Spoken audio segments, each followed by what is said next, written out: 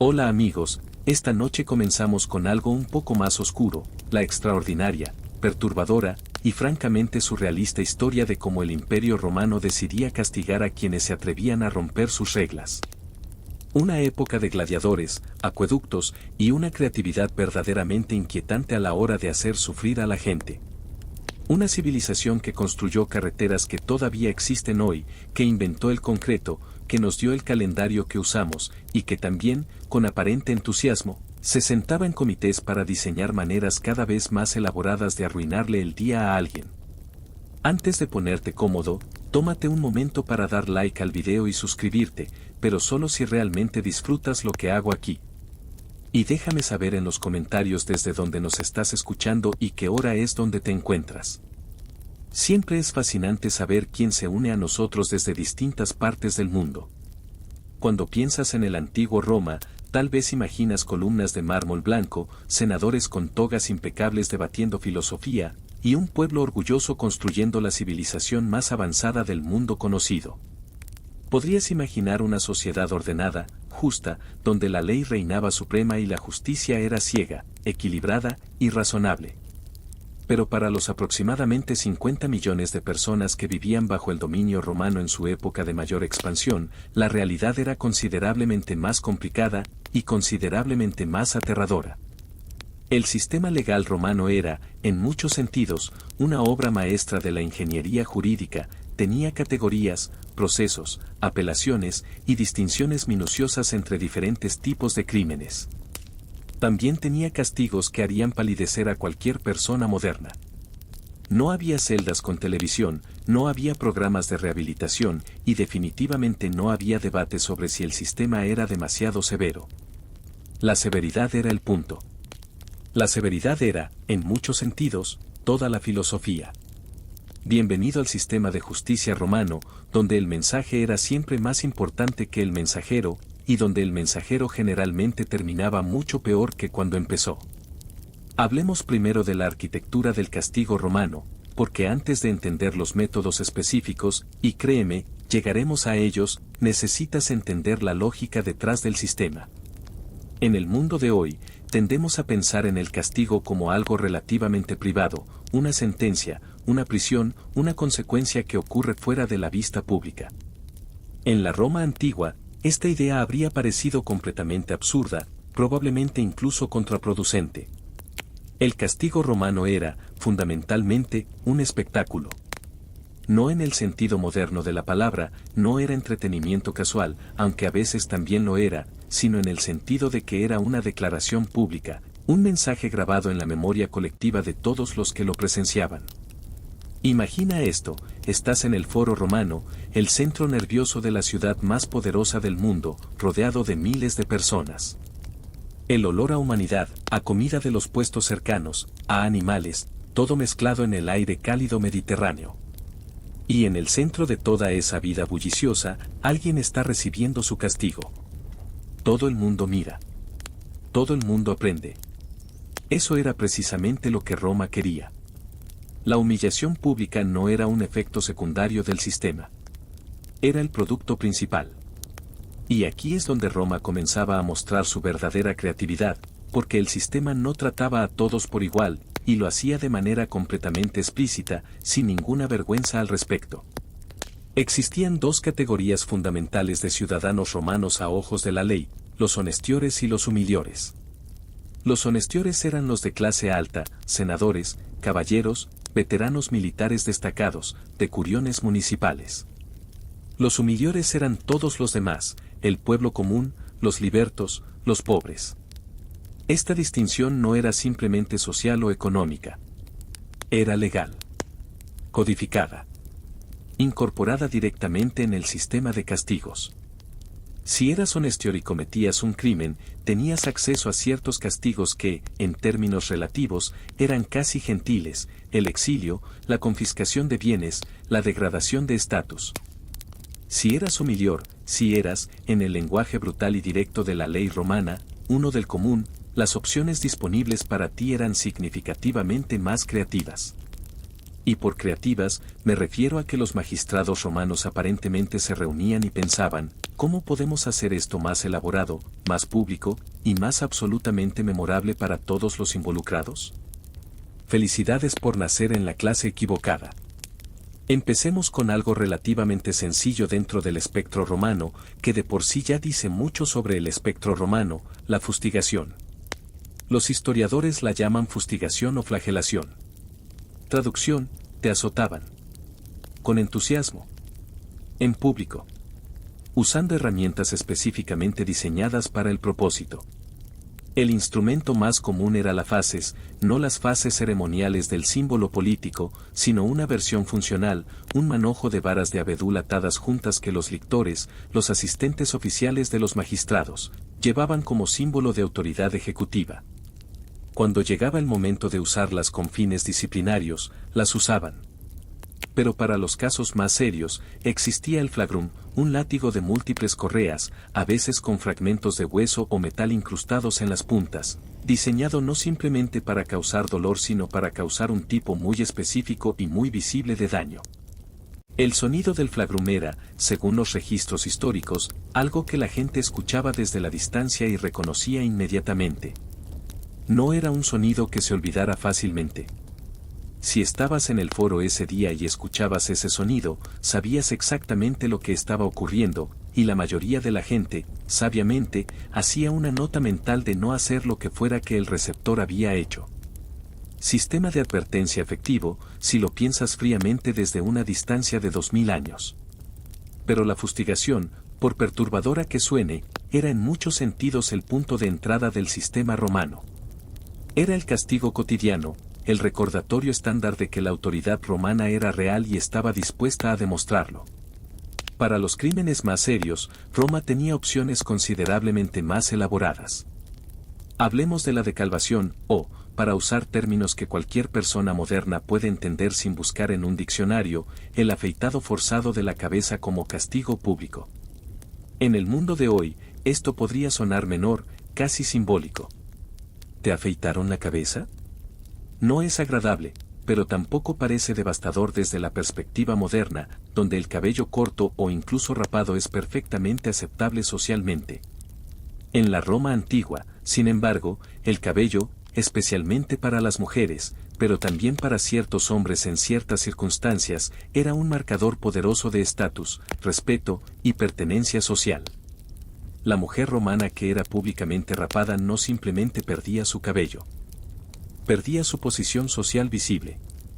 Cada persona que la viera después sabría instantáneamente que había sido castigada, que había caído fuera de las normas aceptadas de comportamiento. Era una marca que duraba meses, que crecía lentamente, que te acompañaba en cada interacción social cotidiana. No había manera de esconderlo, no había manera de explicarlo elegantemente, y definitivamente no había manera de simplemente seguir con tu vida como si nada hubiera pasado. Pero Roma no se limitaba a los castigos físicos o sociales cuando se trataba de crímenes que consideraba verdaderamente graves. Para esos casos, el sistema romano tenía algo que los juristas modernos estudian con una mezcla de fascinación académica y visible incomodidad: la infamia. No en el sentido coloquial de la palabra, no simplemente ser conocido por algo malo, sino como una categoría legal formal, oficial, registrada. La infamia romana era una sentencia de muerte social con todos los papeles firmados y sellados. Si un magistrado te declaraba infamis, perdías de golpe una serie de derechos civiles que en la sociedad romana definían lo que significaba ser una persona completa: no podías votar, no podías ocupar cargos públicos, no podías representar a otros en procedimientos legales, y en muchos contextos, tu testimonio en un juicio valía considerablemente menos que el de una persona sin esa marca. Los actores, los gladiadores y las prostitutas, independientemente de si habían cometido algún crimen, vivían automáticamente bajo versiones de esta designación simplemente por sus profesiones. Lo cual nos dice algo bastante revelador sobre cómo Roma veía ciertas formas de vida pública. Seamos claros, podías entretener a 50.000 personas en el Coliseo y seguir siendo, legalmente hablando, alguien de segunda categoría. Qué bien, ¿no? Ahora, si pensabas que la infamia era elaborada, espera a que hablemos de la quae ignis interdictio, la prohibición del agua y el fuego.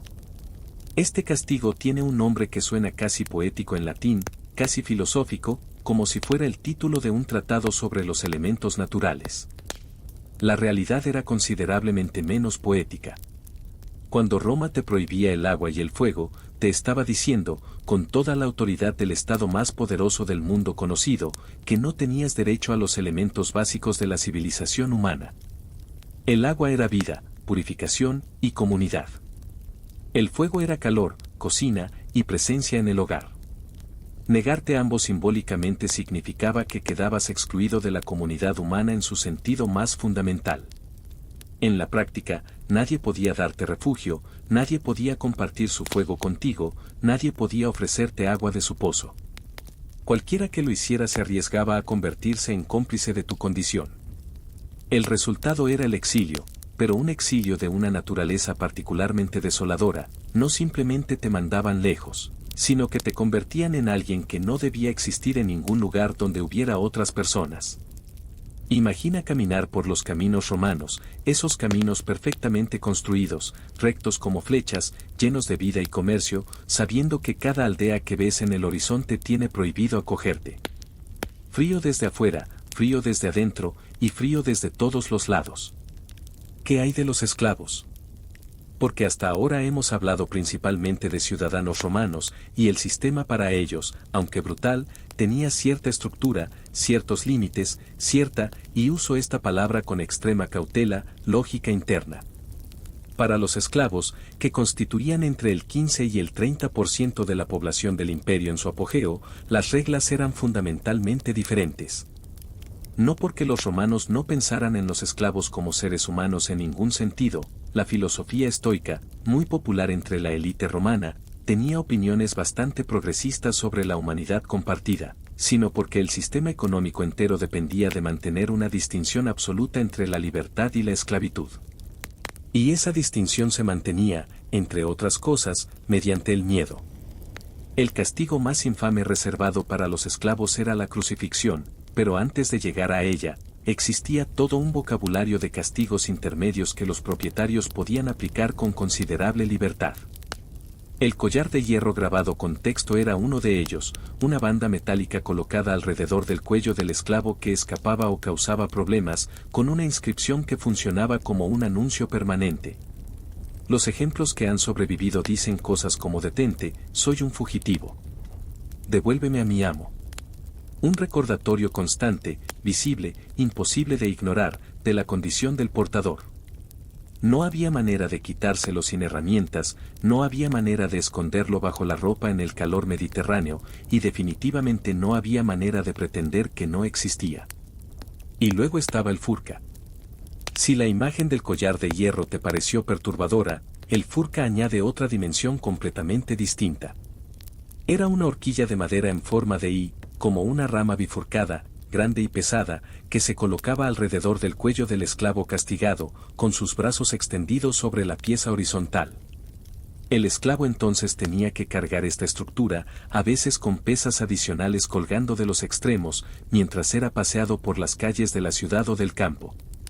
El propósito era múltiple, era físicamente agotador, era visualmente humillante, era públicamente declarativo. Todo el que veía al portador del furca sabía inmediatamente que era alguien que había cometido una falta grave y que estaba siendo castigado de manera oficial. Era el equivalente romano de un letrero que dijera he fallado y aquí está la evidencia. La madera pesaba, los hombros dolían, la postura era imposible de mantener con dignidad y el trayecto podía durar horas. Los historiadores cortésmente llaman esto castigo ejemplificador. Traducción: hacerle la vida completamente miserable a alguien mientras todos miraban para asegurarse de que nadie más quisiera repetir la experiencia. Sistema bastante eficiente, desde una perspectiva puramente funcional y completamente desalmada. Pero Roma tenía un ingenio particular para los crímenes que consideraban no simplemente ilegales sino moralmente ofensivos, crímenes que atacaban los valores fundamentales de la sociedad romana. Y pocos valores eran más fundamentales que la pietas, el deber hacia la familia, los ancestros, los dioses y el Estado. Matar a un miembro de tu propia familia era, en el código romano, algo que iba más allá del simple asesinato. Era un ataque a la estructura del universo social romano. Para este crimen, el parricidio, que en Roma incluía no solo matar al padre sino a cualquier pariente cercano, Roma tenía preparado un castigo que es, sin exageración, uno de los más elaborados y simbólicamente cargados que cualquier civilización haya diseñado. Lo llamaban el cuyeus. Los historiadores lo mencionan con cierta incomodidad palpable en sus textos. Traducción directa, el saco. Pero lo que ocurría con ese saco era lo que hacía al castigo verdaderamente extraordinario en su lógica y su brutalidad calculada. Al condenado por parricidio se le cosía dentro de un saco de cuero, a veces descrito como de piel de buey, junto con una selección de animales. Y aquí Roma mostraba su talento para el simbolismo. Los animales elegidos no eran aleatorios. Eran una serpiente, un perro, un gallo y un mono. Cada uno con su propio significado dentro de la cosmología romana, cada uno seleccionado para amplificar el horror y el mensaje. Luego el saco se arrojaba al río Tíber, o al mar, dependiendo de donde se encontraba el condenado. Seamos claros sobre lo que esto significaba simbólicamente para Roma. No solo te estaban matando. Te estaban negando la tierra, negando el entierro, negando la continuidad que la religión romana consideraba esencial para el descanso del alma. Te estaban, en esencia, borrando del mundo de los vivos y de los muertos simultáneamente. El cuyeus nos lleva directamente a hablar de algo que los romanos consideraban una extensión natural de su filosofía punitiva, la idea de que el castigo debía corresponder no solo al crimen sino a la naturaleza del criminal. Y en ningún lugar esta filosofía se expresaba con más claridad que en el tratamiento de aquellos que Roma consideraba enemigos del Estado. No simples criminales, no personas que habían robado o agredido o defraudado, sino personas que habían intentado desestabilizar el orden fundamental de la República o el Imperio. Para estos individuos, Roma tenía el perduello, la traición en su forma más grave, y más tarde la crimen majestatis, el crimen contra la majestad del Estado. Las consecuencias de una condena por estos crímenes iban mucho más allá de la muerte personal. Roma tenía una práctica llamada damnatio memoriae, la condena de la memoria. Imagina esto, no solo te ejecutaban, sino que después de tu muerte, el Estado romano se dedicaba sistemáticamente a borrarte de la historia.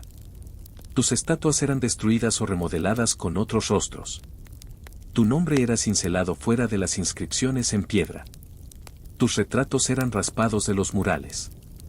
Los documentos oficiales que te mencionaban eran alterados o destruidos. Si habías acuñado monedas con tu imagen, algo que solo los más poderosos hacían, esas monedas eran retiradas de circulación. El objetivo era crear un vacío donde tú habías estado, hacer como si nunca hubieras existido, privar a tu memoria de la inmortalidad que los romanos consideraban la recompensa legítima de una vida bien vivida. No había Instagram que borrar, no había cuentas digitales que desactivar, pero Roma encontraba la manera de ser extraordinariamente minuciosa al respecto. Hablemos ahora de los castigos que Roma aplicaba en el contexto militar, porque el ejército romano era, en muchos sentidos, una civilización dentro de la civilización, con sus propios códigos, sus propias jerarquías, y sus propios métodos de mantener el orden. Y el ejército romano necesitaba mantener un orden absoluto, porque un ejército que no obedecía era, en el pensamiento romano, peor que ningún ejército en absoluto. El castigo más temido dentro de las legiones no era la muerte individual, los soldados romanos estaban razonablemente reconciliados con la posibilidad de morir, era parte de la descripción del trabajo. El castigo más temido era la decimación. Y aquí llegamos a uno de esos momentos donde el latín nos ha dado una palabra que usamos en el español moderno con un significado completamente diferente al original. Cuando hoy decimos que algo fue diezmado, generalmente queremos decir que fue severamente dañado o reducido. En Roma, la decimación era un proceso matemático y colectivo de una frialdad absolutamente gélida. Si una unidad militar había mostrado cobardía en batalla, había huido sin órdenes, había cometido motín, o había fallado de alguna otra manera fundamental en su deber, la unidad entera era sometida al siguiente proceso. Los soldados eran divididos en grupos de 10. Cada grupo sorteaba. El soldado que sacaba el resultado perdedor era ejecutado por los otros 9 miembros de su propio grupo. Sus propios compañeros. Sus amigos, posiblemente. los hombres con quienes había comido, marchado, dormido bajo las mismas estrellas durante años. Y los 9 supervivientes de ese grupo sabían que habían sobrevivido por pura suerte estadística, no por mérito. El mensaje era devastadoramente claro: la cobardía colectiva tiene consecuencias colectivas, y la suerte no distingue entre el culpable y el inocente. Felicidades, sobreviviste la decimación.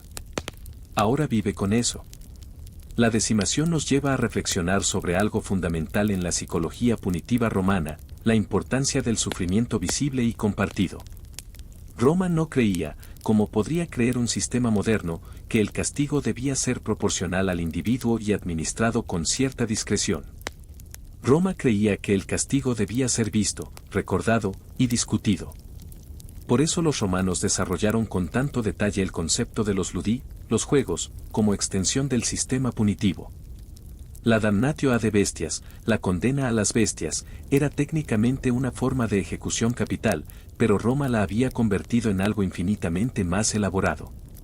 Los condenados, y aquí es importante notar que no siempre eran criminales en el sentido que hoy entendemos, podían ser prisioneros de guerra, esclavos que habían causado problemas, o en épocas de persecución, miembros de grupos religiosos que Roma consideraba peligrosos, eran introducidos en la arena del anfiteatro. El olor de la arena era una mezcla peculiar: tierra, sangre vieja, el olor animal penetrante de las bestias en sus jaulas subterráneas. La multitud, decenas de miles de personas, esperaba. Y luego las puertas se abrían. Los animales disponibles variaban según la época y la región: leones traídos del norte de África, osos del norte de Europa, leopardos, toros, jabalíes. Algunos condenados recibían armas simbólicas porque nadie esperaba seriamente que un hombre no entrenado sobreviviera contra un león adulto. Otros no recibían nada. La distinción dependía del humor del magistrado, de la naturaleza del crimen y de cuánto espectáculo se consideraba apropiado para la ocasión. Y sin embargo, dentro de este sistema que nos parece hoy tan absolutamente brutal, existían distinciones y matices que los propios romanos consideraban importantes y moralmente significativos. La damnatio ad gladium, la condena a la espada, era considerada una muerte más rápida y por tanto, en términos relativos, más misericordiosa que la damnatio ad bestias. El condenado era llevado a la arena y ejecutado directamente por un gladiador entrenado o por un verdugo oficial. Sin el elemento de la bestia imprevisible, sin el terror añadido de no saber desde qué dirección vendría el ataque. Solo una muerte directa, casi profesional.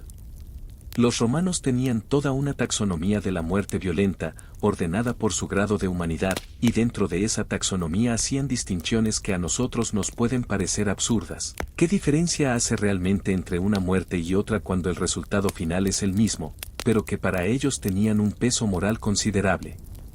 Era la diferencia entre un estado que mataba con propósito y método y un estado que simplemente destruía.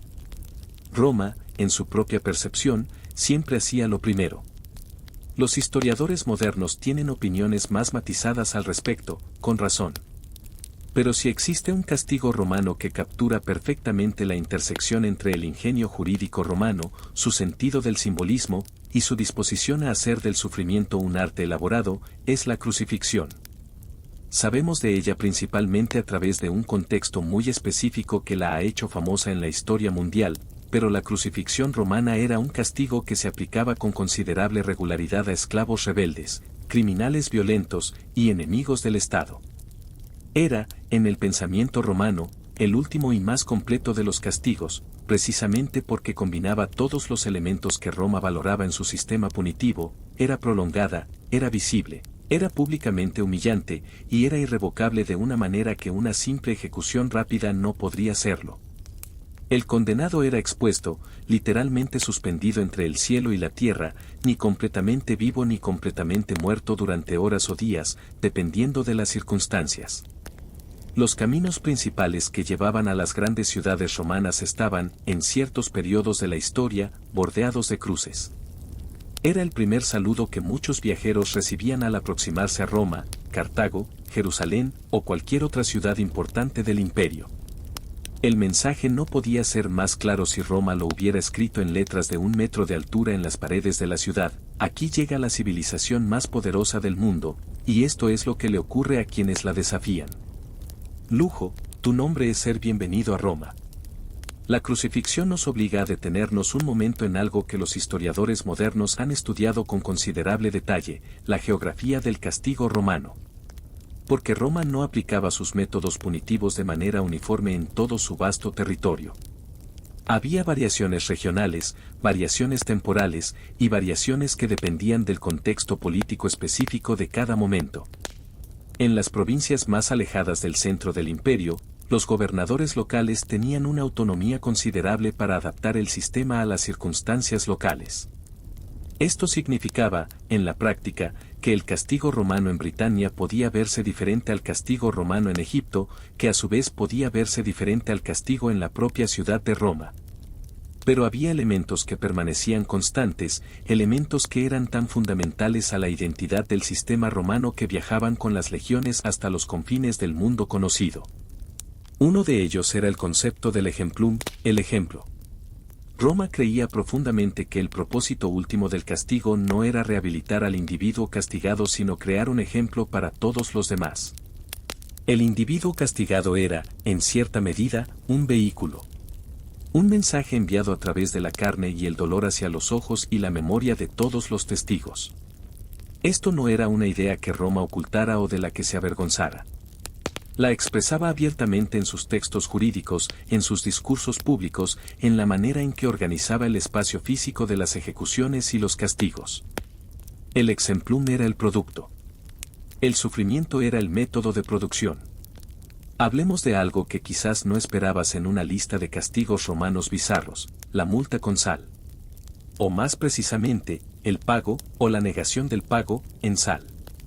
El origen de nuestra palabra salario viene del latín salarium, relacionado con sal, y aunque los historiadores debaten exactamente cómo los soldados romanos eran compensados con o a través de la sal, lo que está fuera de duda es que la sal era un bien de un valor extraordinario en el mundo antiguo. Conservaba la comida, tenía usos religiosos, y era esencial para la supervivencia en climas calientes donde la sudoración constante agotaba los minerales del cuerpo. En este contexto, la negación de la sal como castigo, o la obligación de trabajar en las minas de sal como condena, adquiría dimensiones que van más allá de lo que la frase sugiere a oídos modernos. Las minas de sal romanas, especialmente las que operaban en regiones como lo que hoy es Polonia o Austria, eran lugares donde los condenados trabajaban en condiciones de humedad, frío y oscuridad que hacían de la experiencia una muerte lenta administrada en cuotas. El aire cargado de sal dañaba los pulmones con el tiempo. La oscuridad subterránea, interrumpida solo por el parpadeo de antorchas que consumían el oxígeno disponible, creaba una sensación de entierro en vida que los registros históricos sugieren que afectaba profundamente la salud mental de los trabajadores. No había ventanas, no había luz natural, y definitivamente no había ninguna ilusión de que algún día las cosas mejorarían.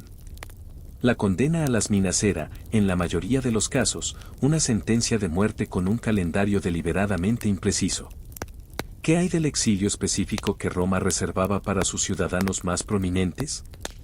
Porque hemos mencionado el exilio como concepto, pero Roma había desarrollado toda una taxonomía del destierro que reflejaba con precisión quirúrgica las diferentes gradaciones de desgracia política y social.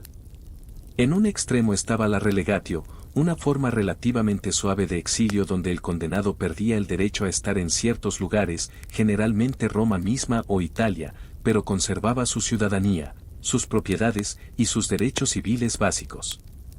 Era el tipo de exilio que recibían los poetas inconvenientes y los senadores que habían caído en desgracia política pero que todavía tenían amigos influyentes.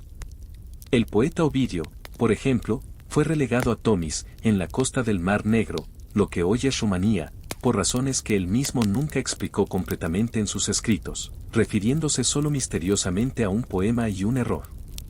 Pasó el resto de su vida escribiendo elegías melancólicas sobre el frío, el idioma incomprensible de los locales y su profunda nostalgia por Roma. El frío del Mar Negro en invierno era real, el aislamiento cultural era genuino y la distancia de todo lo que había amado era devastadora. Y eso era la forma suave del exilio. En el otro extremo estaba la deportatio, el exilio total, con confiscación completa de bienes, pérdida de ciudadanía, y destino a alguna isla remota o región fronteriza de donde no se esperaba ni se permitía el regreso. Frío desde afuera, vacío desde adentro, y el olor del mar negro en invierno para acompañarte el resto de tus días. Pero volvamos a los castigos más directamente físicos, porque Roma tenía una práctica que combina varios elementos que hemos discutido de maneras que resultan particularmente reveladoras de la mentalidad del sistema. El castigo conocido como los verberatio publica, la flagelación pública formal, no era simplemente una paliza administrada al azar. Tenía un protocolo. El condenado era atado a una columna específica en el foro, la columna se llamaba popularmente arbor infelix, el árbol desafortunado, aunque no era un árbol sino una estructura de madera, en una postura que aseguraba tanto la máxima visibilidad para los espectadores como la máxima vulnerabilidad del condenado. Los lictores que administraban el castigo lo hacían siguiendo un ritmo determinado, con pausas calculadas, ante un público que se reunía no por azar sino porque las ejecuciones y los castigos públicos eran eventos anunciados con anticipación. Había, en cierto sentido perturbador, una audiencia esperada y preparada. Los vendedores de comida operaban cerca. Los niños eran llevados por sus padres, en algunos casos, precisamente para que aprendieran. Era una lección cívica administrada con varas de abedul. El sistema romano de educación pública a través del terror era, hay que reconocerlo con la incomodidad apropiada, extraordinariamente eficiente en sus propios términos. Y luego estaba el tarpello. Si existe un lugar físico en Roma que encarna mejor que ningún otro la filosofía punitiva de la ciudad, es la Roca Tarpeya, un acantilado en la ladera sur del Capitolio, con una caída de entre 12 y 25 metros hasta las rocas de abajo, dependiendo de qué fuente histórica consultes. Desde los primeros siglos de la República Romana, la Roca Tarpeya era el destino de ciertos tipos específicos de condenados, traidores, principalmente, pero también en ciertos periodos personas condenadas por perjurio, por crímenes particularmente graves contra la comunidad o por ofensas religiosas. El método era tan directo que casi resulta desconcertante en su simplicidad después de todo lo que hemos discutido, simplemente te arrojaban desde arriba. No había protocolo elaborado, no había simbolismo de animales cuidadosamente seleccionados, no había saco de cuero cosido con significado cosmológico. Solo la gravedad, las rocas, y el fin. Y sin embargo, la Roca Tarpeya tenía su propio peso simbólico considerable, porque estaba literalmente al lado del Capitolio, el corazón sagrado y político de Roma, donde se encontraban los templos de los dioses más importantes. Ser arrojado desde ese lugar era ser expulsado del centro mismo de la civilización romana, ser literalmente lanzado fuera de la esfera de lo sagrado y lo civil simultáneamente. La geografía era el mensaje. Roma construía sus castigos en el espacio físico de la ciudad con la misma deliberación con que construía sus templos y sus acueductos. Todo tenía su lugar. Todo tenía su propósito. Todo comunicaba algo a los que vivían y morían en sus sombras. Roma, entonces, construía sus castigos con la misma mentalidad arquitectónica con que construía todo lo demás. Pero hay un último conjunto de prácticas punitivas que merecen atención antes de cerrar este recorrido nocturno, y son aquellas que los historiadores modernos encuentran más difíciles de categorizar precisamente porque ocupan ese espacio incómodo entre el castigo legal, el entretenimiento público, y algo que solo puede describirse como teatro del poder. Hablemos de la noxia, la responsabilidad por daño, y de cómo Roma la aplicaba en contextos que hoy nos resultarían completamente surrealistas. En el derecho romano, los animales, los esclavos y ciertos objetos podían ser considerados técnicamente responsables de daños causados. Si el buey de tu vecino te cornease y resultaras herido, el buey podía ser entregado a ti como compensación.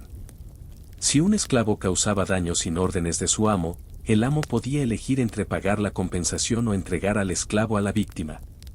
Esto creaba situaciones jurídicas de una complejidad fascinante y perturbadora, donde los juristas romanos escribían extensos tratados sobre la responsabilidad de los animales domésticos, la culpabilidad de los objetos inanimados que causaban daño al caer, y los límites exactos de hasta qué punto un ser sin capacidad legal plena podía ser considerado responsable de sus acciones.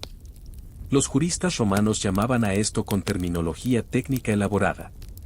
Traducción: Tenían abogados que argumentaban sobre si un perro era suficientemente culpable para ser castigado. Roma, en su infinita complejidad, siempre encontraba la manera de añadir otra capa.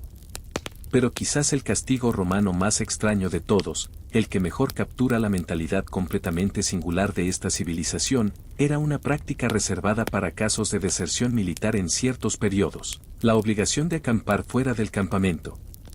Suena casi ridículamente menor después de todo lo que hemos discutido. ¿Acampar afuera? ¿Eso es un castigo? En el contexto del ejército romano, donde el campamento, el castra, era el centro de todo: la seguridad, la comida, la camaradería, la identidad colectiva de la legión, la protección contra los elementos y los enemigos, ser excluido del campamento y obligado a dormir fuera de sus muros era una declaración de exclusión social de enorme peso psicológico. No eras simplemente castigado. Eras declarado, temporalmente, no romano. No parte de la comunidad ordenada y protegida que la legión representaba. Dormías en la oscuridad fuera de los muros, escuchando los sonidos del campamento desde afuera, viendo las antorchas en las torres de guardia, sabiendo que tus compañeros estaban adentro y tú no. El frío de la noche, el sonido del viento, y el peso específico de saber que tu exclusión era visible para todos los que montaban guardia. No había dolor físico necesariamente. Solo el vacío deliberado de la pertenencia. Y en una civilización tan profundamente comunitaria como Roma, ese vacío podía ser devastador de maneras que ninguna herida física podría replicar fácilmente. Así que sí, Roma era extraordinaria en su creatividad punitiva, pero lo que hace verdaderamente fascinante a este sistema, lo que lo eleva de una simple lista de horrores históricos a algo que merece reflexión genuina, es lo que revela sobre la naturaleza humana y sobre las sociedades que construimos. Porque los romanos no eran monstruos en el sentido de ser fundamentalmente diferentes a nosotros. Eran personas que amaban a sus familias, que tenían sentido del humor, que apreciaban la buena comida y la buena conversación, que escribían poesía sobre el amor y la pérdida, que se preocupaban por sus hijos y lloraban a sus muertos. Y también construyeron el Cuyeus, la roca Tarpeya, y la decimación. Mantuvieron ambas cosas simultáneamente, con aparente comodidad, dentro de un sistema que consideraban no solo funcional sino justo en sus propios términos. Los historiadores que estudian Roma a menudo hablan de la disonancia cognitiva que esto requiere del observador moderno, la capacidad de admirar genuinamente los logros romanos en derecho, ingeniería, literatura y filosofía mientras se mantiene una visión clara y sin romantizar de lo que ese mismo sistema hacía a las personas que quedaban fuera de su protección o que caían dentro de su maquinaria punitiva. Aún así, la incomodidad de mantener esa tensión es precisamente lo que hace a la historia romana tan valiosa como objeto de estudio. Y aquí es donde la historia romana nos ofrece algo inesperadamente útil para el momento presente, para esta noche, para este instante en que estás escuchando desde la comodidad de donde sea que estés. Porque la civilización romana duró, en sus diversas formas, aproximadamente 1200 años. Sobrevivió guerras civiles, invasiones, plagas, crisis económicas y emperadores que variaban desde lo genuinamente brillante hasta lo espectacularmente demencial. Y durante todo ese tiempo, la gente común, los humilores, los esclavos liberados, los soldados que habían sobrevivido sus 20 años de servicio, las mujeres que navegaban un sistema legal que las trataba como eternas menores de edad bajo tutela masculina, encontraba maneras de construir vidas con significado, con humor, con amor, y con una tenacidad que los documentos históricos capturan en destellos ocasionales pero iluminadores. Las inscripciones funerarias romanas, esas pequeñas placas de piedra que sobrevivieron milenios, están llenas de voces que nos hablan directamente a través del tiempo, esposos que describen a sus esposas con ternura genuina, padres que lloran a hijos muertos demasiado jóvenes, amigos que se recuerdan mutuamente con afecto y humor. Eran personas completas, complejas, que vivían dentro de un sistema que a veces los protegía y a veces los aplastaba, y que encontraban la manera de ser humanos de todas formas. Entonces, la próxima vez que el viento aúlla fuera de tu ventana, o que las noticias del día te parezcan demasiado pesadas, o que el mundo moderno con todas sus complicaciones te resulte abrumador, tal vez dedica un pensamiento a ellos.